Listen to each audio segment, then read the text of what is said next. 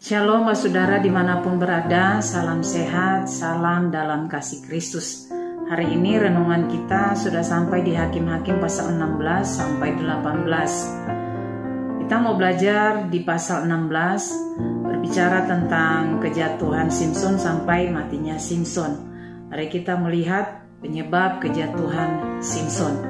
Yang pertama, titik lemah. Di pasal 16 ayat 1 dan 4 dikatakan bahwa pada suatu kali ketika Simson pergi ke Gaza, dilihatnya di sana seorang perempuan sundal, lalu menghampiri dia.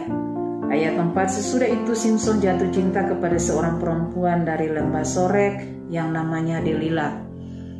Simson tampaknya lemah dalam hal wanita. Setelah perkawinannya dengan perempuan Timna usai, dia tertarik dengan perempuan sundal di Gaza, terus jatuh cinta dengan Delila. Kita tahu bahwa Simson adalah nazir Allah. Dia dipilih khusus untuk menjadi nazir Allah sejak dari dia dalam kandungan ibunya. Kalau kita pikir bahwa nggak pantaslah seorang nazir Allah berbuat hal seperti itu, lalu kenapa Tuhan masih memakai Simson? Karena Tuhan masih memberi kesempatan untuk dia bertobat dan mengalami berkat Tuhan. Nah, Bapak, Ibu, dan Saudara yang kasih dalam Tuhan, kita lihat di 2 Petrus 3 ayat 9 dikatakan bahwa Tuhan tidak lalai menepati janjinya sekalipun ada orang yang menganggapnya sebagai kelalaian, tetapi ia sabar terhadap kamu karena ia menghendaki supaya jangan ada yang binasa, melainkan supaya orang berbalik dan bertobat. Ketika kita jatuh dalam dosa apapun, ketika kita mengakui setiap dosa kita tahu kelemahan kita tahu bahwa itu salah, kita mungkin dikoreksi oleh orang, kita harus membuka hati, menerima koreksi, menerima teguran dari orang lain, supaya kita semakin bertumbuh, semakin dewasa di dalam Tuhan, kita tidak jatuh dalam hal yang sama. Saudara yang kasih dalam Tuhan, tidak semua orang mau menceritakan kelemahannya kepada orang lain, kecuali yang mungkin sudah berkeluarga. Kalau yang sudah berkeluarga, harus menceritakan kelemahan dia kepada pasangannya supaya saling menjaga, saling melindungi. Baik, Bapak, Ibu, dan Saudara yang kekasih dalam Tuhan, yang kedua, jangan sombong. Kita melihat bahwa Simson mendapat kekuatan yang luar biasa dari Tuhan yang tidak dimiliki orang lain. Kita melihat di pasal 16 ini di ayat 3, 9, dan 12 di mana dia mengangkat daun pintu gerbang, tiang pintu beserta palang-palang dicabut dengan kedua tangannya, terus ditaruh di atas pundaknya, bawa ke atas gunung, terus dia diikat dengan tali yang baru. Bayangin kalau kita diikat dengan tali yang baru aja kita susah untuk lepas, apalagi Simson dikasih kekuatan yang luar biasa dari Tuhan. Puji Tuhan bahwa saudara yang kasih dalam Tuhan, pasti ada banyak hal yang kita temui dalam pelayanan. Ada banyak orang yang dikasih karunia, talenta, dikasih kemampuan dalam melayani, dan ada begitu banyak orang yang kita lihat bahwa dia mampu, dia merasa paling bisa, paling tahu, paling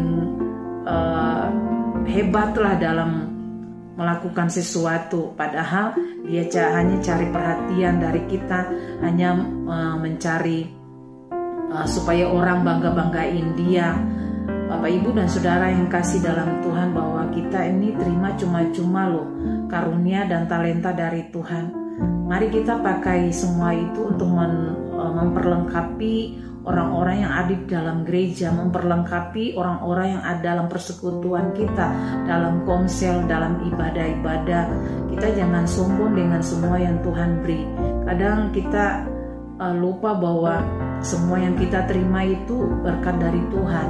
Untuk itu mari kita perlengkapi orang-orang yang kita layani dengan talenta dan karunia yang kita miliki. Jangan kita hanya memikirkan diri kita sendiri, tapi pergunakanlah untuk hormat dan kemuliaan nama Tuhan, sehingga gereja Tuhan semakin berkembang, semakin maju dengan talenta dan karunia yang kita miliki.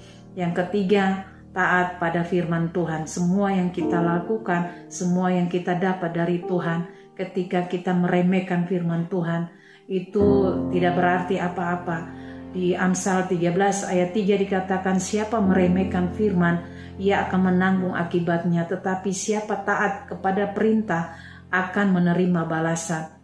Bapak, Ibu, dan Saudara yang kasih dalam Tuhan, ketika kita tahu kelemahan kita, kita tahu semua karunia yang Tuhan beri dalam hidup kita, mari kita pergunakan untuk membangun satu dengan yang lain, bukan untuk menjatuhkan, tapi kita memperlengkapi setiap tubuh Kristus dengan talenta dan karunia kita. Kita tahu sisi lemah kita ketika kita ditegur, kita dinasehati, mari besarkan hati kita. Kita terima teguran, kita terima masukan untuk kita semakin dewasa, bertumbuh di dalam Tuhan. Jangan lupakan ajaran firman Tuhan untuk kita taat mendengar firman Tuhan, taat dengar dari masukan dari orang-orang yang ada di sekeliling kita, teman-teman rohani kita, bahkan gembala sidang. Mari kita sama-sama bertumbuh di dalam Tuhan, sehingga pekerjaan Tuhan di Jawa Barat ini dimenangkan bagi Allah. Terima kasih bahwa firman Tuhan ini, renungan ini menjadi berkat buat kita semua. Tuhan Yesus memberkati. Amin.